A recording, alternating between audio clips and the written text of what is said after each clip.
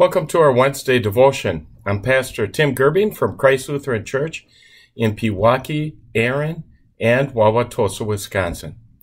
Today we consider some words from the Apostle Paul, which he wrote in Ephesians chapter 4, verse 1. As a prisoner of the Lord, I urge you to live a life worthy of the calling you received. Paul calls himself here a prisoner of the Lord. And he's not just using a metaphor. He really had been in prison, and more than once.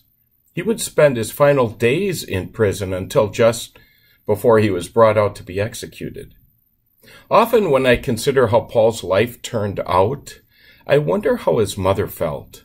We don't know anything about her, but I assume that she was like any other mom, a mother who would have wanted a good life for her son. Paul's life started out in a good way. He was born a Roman citizen that gave him rights that hardly any Jews enjoyed. He was highly educated, and he became a highly regarded religious leader of the Jews. That all changed when he became a Christian. After becoming a leader in the Christian church, he would experience a ton of suffering. The early church father Clement mentions Paul being imprisoned 7 times.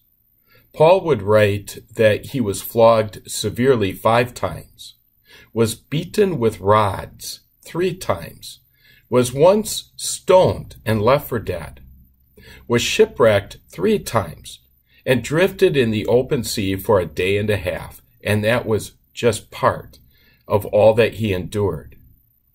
If you're a parent, would you want that kind of life for your child? If Paul's mom had known what her son would face in the final 30 years of his life, would she have been happy? Throughout history, God has called very few people to suffer for believing in his son the way that Paul suffered.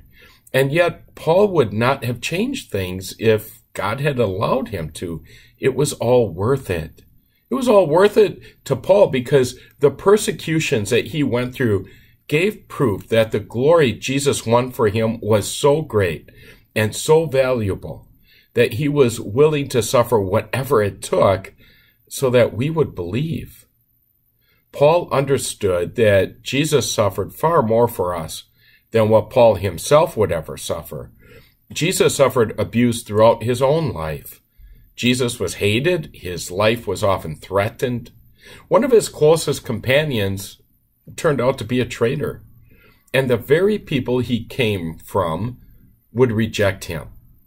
But more than that, Jesus suffered the full force of God's hatred and anger against Paul's sin and the sins of the entire world, so that all who believe in him would receive nothing but God's unbounded love and everlasting life with him.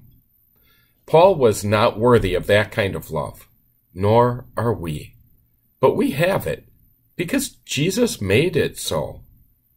Whatever is your calling in life, live it in such a way that you show how much you appreciate Jesus' love for you. Amen.